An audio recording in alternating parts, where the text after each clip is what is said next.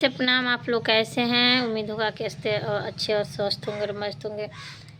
और मैं पंखुड़ी आचार्य, आज मैं धनतेरस को लेकर के आपको मैं बता रही हूँ कि धनतेरस के दिन कौन सी का चीज़ आपको बिल्कुल खरीदनी ही खरीदनी है। और ये खरीदने से आपके घरों में अस्थाई माँ लक्ष्मी की वास होगी। तो आपको कौन सी चीज़ें खरीदनी है। तो आपको धनतेरस 18 तारीख के पहले मैं बता दूं, 18 तारीख को धनतेरस है। और आपको धनतेरस के दिन माता लक्ष्मी को प्रसन्न करने के लिए आपको झाड़ू अवश्य खरीदना चाहिए। एक झाड़ू आप धनतेरस को खरीदिएगा और एक झाड़ू आप दीपावली को खरीदिएगा निश्चित रूप से। अगर ये उपाय अगर आप करते हैं और ऐसी परिस्थितियों में अगर आप झाड़ू खरीदते हैं तो झाड़ू माता लक्ष्मी की स्वरूप होता है। और मैं सीधे काम की और पॉइंट की बात बता रही हूँ। वीडियो स्किप मत कीजिएगा। वीडियो अच्छी लगे तो लाइक सब्सक्राइब कीजिएगा, वरना नहीं कीजिएगा, लेकिन वीडियो पूरा देखिएगा क्योंकि आपके हित के लिए मैं ये वीडियो बना रही हूँ। तो आपको चाहिए कि झाड़ू के बाद आपको एक फूल झाड़ू भी खरीदनी है जो माता लक्ष्मी की अति प्रिय है।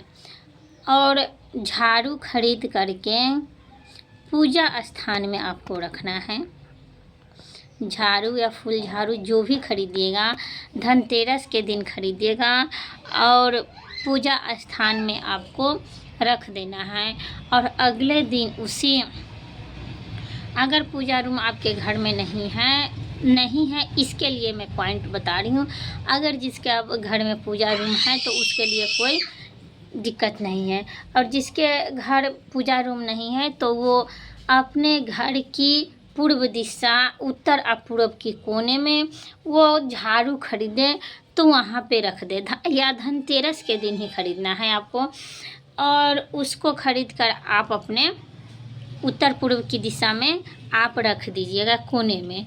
और उस झाड़ू को आपको अगले दिन दीपावली के दिन उस झाड़ू को आपको पूजा करना है। और पूजा करने की तत्पश्चात आपको उस झाड़ू को फिर दिवाली के अगले दिन वहाँ से उठा लेना है और रख देना है और उसी से साफ सफाई करना है। देखिएगा आपके घरों में गंदगी के साथ साथ नकारात्मक ऊर्जाएं और अलक्ष्मी के जो वास हैं वो भी निकल जाएगा। और दूसरा आपको है माता लक्ष्मी की, सबको बताओ आप लोग की माता लक्ष्मी के कमेंट में बहुत है। सभी लोगों से मैं पूछ रही हूँ कि कमेंट में आप बताइएगा कि माता लक्ष्मी की कौन सी प्रसाद आप भोग लगाते हैं और अति प्रिय कौन सी प्रसाद है माता लक्ष्मी को। कमेंट में बताइएगा आपको।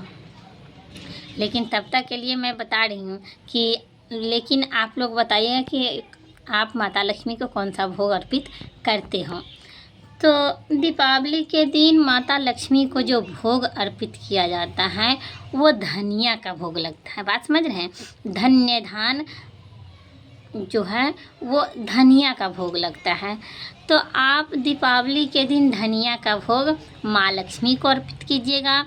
और धान के लावा जो होता है वह धान के वाइट कलर की लावा जो होता है उसका भोग माता लक्ष्मी को लावा और बतासे अर्पित कीजिएगा। और जिस घर में धनिया का भोग लगाया जाता है माता लक्ष्मी के लिए और धान के लावे और बतासे का भोग लगाया जाता है उसमें उस घर में माँ लक्ष्मी अस्थाई निवास करती हैं।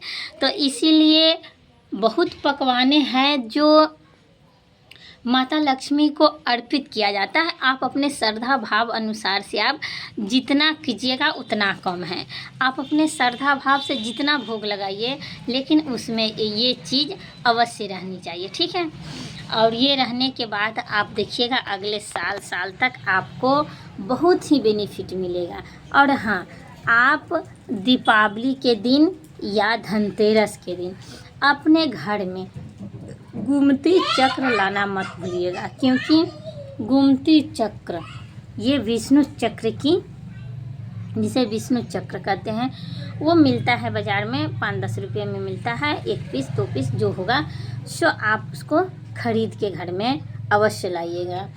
तीसरा उपाय, सिर्फ मैं उपाय ही बता रही हूँ, ये उपाय अगर कर लिया तो आपके ज़िंदगी धन्य हो जाएगा। अगर हो सके धनतेरस के दिन अगर हो सके तो सोने चांदी ज़रूर खरीदिएगा।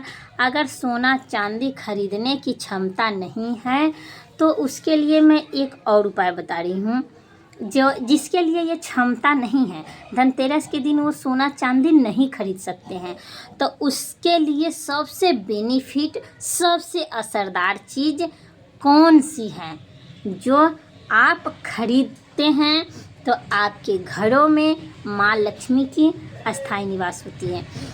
तो आपको धनतेरस के दिन जो भी कारोबार करते हैं, ठीक है, जैसे कि आप अगर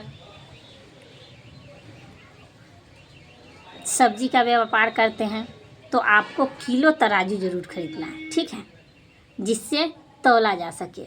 बहुत असरदार उपाय है, इसको अगर आप आजमा लिए ना तो मानिए मैं बताती हूँ आपको, ये ज़िंदगी धन हो जाएगी। अगर आप व्यापारी हैं, सब्जी की दुकानें करते हैं, आप सब्जी बेचते हैं, तो इसके लिए आपको किलो तराजू खरीदना अब अति आवश्यक है। समझ रहे हैं? अगर आप कोई बिजनेसमैन है, आपके खाते बही की ज़रूरत पड़ता है, बात समझ रहे हैं, खाता बही का ज़रूरत पड़ता है, तो ये खाता बही धनतेरस के दिन ही खरीदना है आपको, दीपावली के दिन नहीं खरीदना है। बहुत इंसानों को थिंकिंग रहता है कि नहीं मैं दिवाली के दिन ही सब सामान खरीदूंगा, और दिवाली अति शुभकारी होते हैं। ठीक है, दिवाली अमावस्या के मनाई जाती है, अति शुभकारी होता है, ये मैं भी जानती हूँ, लेकिन उससे अति अशुभकारी होता है धनतेरस का, क्योंकि धनतेरस के दिन सिर्फ खरीदारी होता है और दीपावली के दिन उसी का पूजा होता है।